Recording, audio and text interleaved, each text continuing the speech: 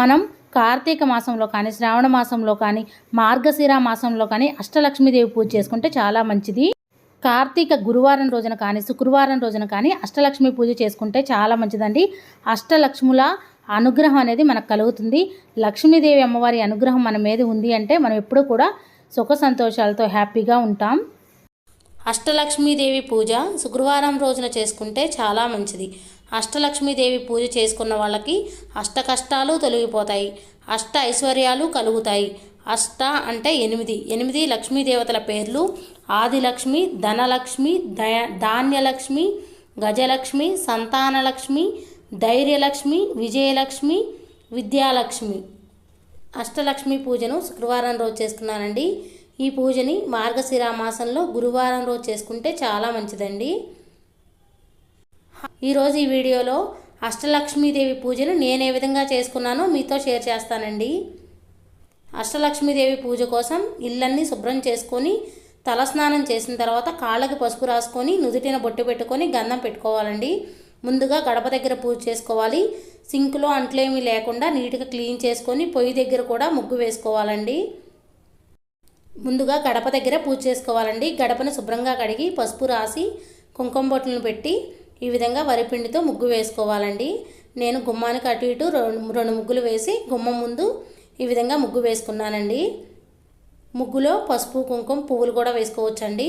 గుమ్మం ఎంత అందంగా ఉంటే లక్ష్మీదేవి మన ఇంటికి అంత త్వరగా వస్తుందండి. మనం ఈ విధంగా పూజ చేసుకునేటప్పుడు గుమ్మం దగ్గర కూడా పూజ చేసుకుంటే చాలా మంచిదండి. తర్వాత పొయ్యి దగ్గర కూడా గంధం, కుంకుమ బొట్లను పెట్టుకున్నాను, ముగ్గు వేశానండి.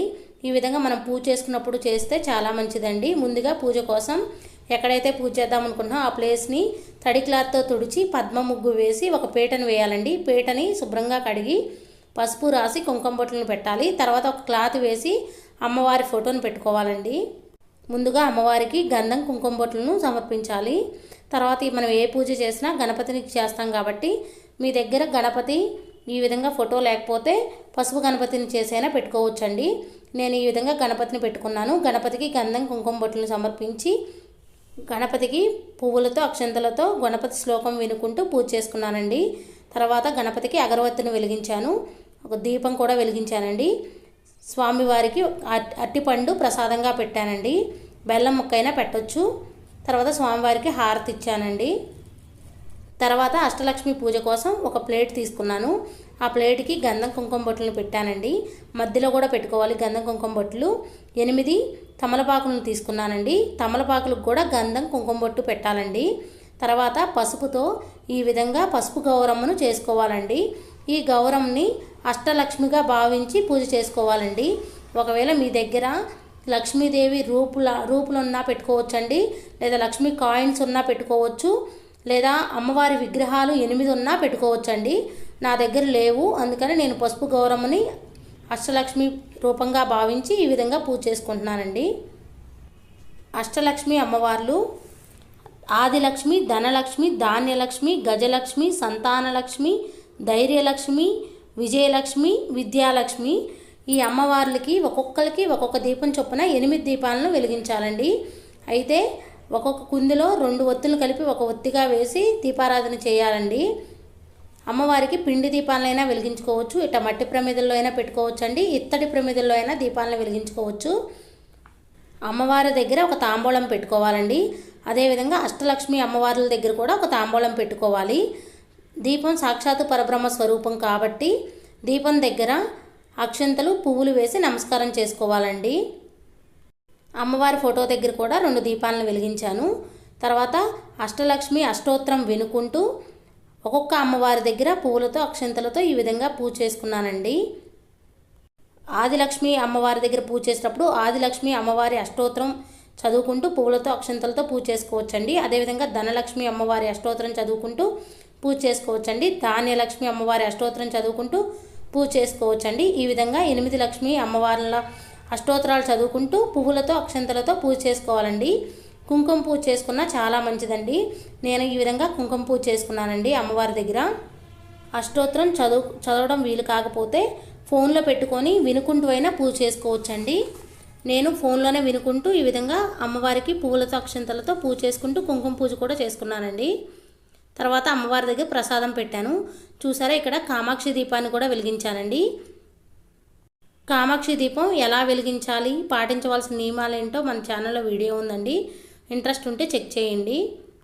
తర్వాత అమ్మవారికి అగరవత్తులను వెలిగించాను. అమ్మవారి దగ్గర ప్రసాదం పెట్టానండి. ప్రసాదం ఏదైనా పెట్టొచ్చు అండి, పండు అయినా పెట్టొచ్చు, పరమాన్నం పెట్టొచ్చు, ఏదైనా పెట్టొచ్చు అండి అమ్మవారికి ప్రసాదం. ఒకవేళ మార్గశిర గురువారం రోజు చేసుకుంటే అమ్మవారికి ఆ రోజు ఏ ప్రసాదం సమర్పించాలో ఆ ప్రసాదాన్ని పెట్టాలండి. నేనైతే ఈ పూజని శుక్రవారం రోజు చేసుకున్నాను కాబట్టి అమ్మవారికి పండు ప్రసాదంగా పెట్టానండి. నేను మొత్తం 11 దీపాలను వెలిగించానండి. అమ్మవారికి ప్రసాదం సమర్పించిన తర్వాత హారతి ఇచ్చానండి. హారతి ఇచ్చి నమస్కారం చేసుకున్నానండి. అమ్మవారికి ధూపం కూడా వేశాను. ధూపం వేస్తే చాలా మంచిదండి అమ్మవారికి. మార్గశిర 3 గురువారాలు అయిపోయాయి కదండి. 4వ వారం 5వ వారం ఏ రోజైనా ఈ పూజను చేసుకోవచ్చండి. అదేవిధంగా ప్రతి శుక్రవారం కూడా ఈ పూజను చేసుకోవచ్చు. ఒక్క శుక్రవారం ఈ పూజను చేసుకున్నా చాలా మంచిదండి. తలస్నానం చేసి మాత్రమే అష్టలక్ష్మీదేవి పూజ చేసుకోవాలండి. మనం పూజ చేసుకున్న పసుపు గౌరమ్మలను మొహానికి రాసుకోవచ్చండి, లేదా పారే నీటిలో కలపొచ్చండి. నేను శుక్రవారం రోజు పూజ చేసుకున్నాను అండి. శుక్రవారం రోజు అమ్మవారి పీటని కదపకూడదండి.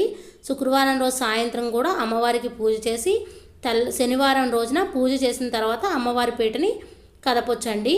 తర్వాత అమ్మవారి ఫోటోని మన దేవుడి మందిరంలో పెట్టుకోవచ్చు. ఒకవేళ మార్గశిర గురువారం రోజు పూజ చేసుకుంటే గురువారం రోజు కూడా అమ్మవారి పీటని కదపకూడదండి. మళ్ళీ మనం శుక్రవారం తీయము, శనివారం రోజు అండి ఎట్లంటే ఉదయం సాయంత్రం 2 పూట్ల కూడా అమ్మవారికి పూజ చేసుకోవాలండి. శనివారం రోజు పూజ చేసిన తర్వాత అమ్మవారి పీటను తీయొచ్చండి. అమ్మవారి పూజలో వాడిన పువ్వులను పారే నీటిలోనే కలపాలండి. మనం ఈ పూజ చేసుకున్న రోజు మన ఇంటికి ఎవరైనా ముత్తైదువులు వస్తే వాళ్ళకి తాంబూలం ఇస్తే మంచిదండి. 3 లేదా 5 తాంబూలం ఇస్తే చాలా మంచిదండి. పూజ చేసుకున్నప్పుడు ఉపవాసం ఉన్నా మంచిదేనండి. కానీ మన ఆరోగ్య పరిస్థితిని బట్టి పూర్తిగా ఉపవాసం ఉండొచ్చు, లేదా ఒక పూట తిని 2వ పూట పండ్లు పాలు తీసుకొని ఉపవాసం ఉండొచ్చు. కుంకుమ పూజ చేసిన కుంకాన్ని మనం నుదుటిన ధరించాలండి. అదేవిధంగా మన ఇంటికి ఎవరైనా వస్తే వాళ్ళకి పెట్టినా మంచిదేనండి. మన పిల్లలకి ప్రతిరోజు కుంకుమ పూజ చేసిన కుంకాన్ని పెట్టడం వల్ల వాళ్ళకి చదువు బాగా వస్తుంది, ఆరోగ్యపరంగా కూడా ఇబ్బందులు ఏమీ ఉండవండి. అష్టలక్ష్మీదేవి అమ్మవారి పూజ చేసుకోవడం వలన మనకి అష్ట ఐశ్వర్యాలు కలుగుతాయి. అష్ట కష్టాలు ఏమైనా ఉంటే తొలగిపోతాయండి. ఆర్థిక సమస్యలు కూడా తొలగిపోతాయి. సంతానం లేదని ఇబ్బంది పడేవాళ్ళు ఈ పూజ చేసుకోవడం వలన సంతానం కలుగుతుందండి. అష్టలక్ష్మీదేవి పూజను 3 శుక్రవారాలు చేసుకుంటే చాలా మంచిదండి. 5, 9 ఇలా చేసుకుంటే చాలా మంచిదండి. అమ్మవారి పూజను చేసుకోవడం వల్ల ధనధాన్యాలకు లోటు ఉండదు. తెలుసుకున్నారు కదండి అష్టలక్ష్మి పూజ ఏ విధంగా చేయాలో.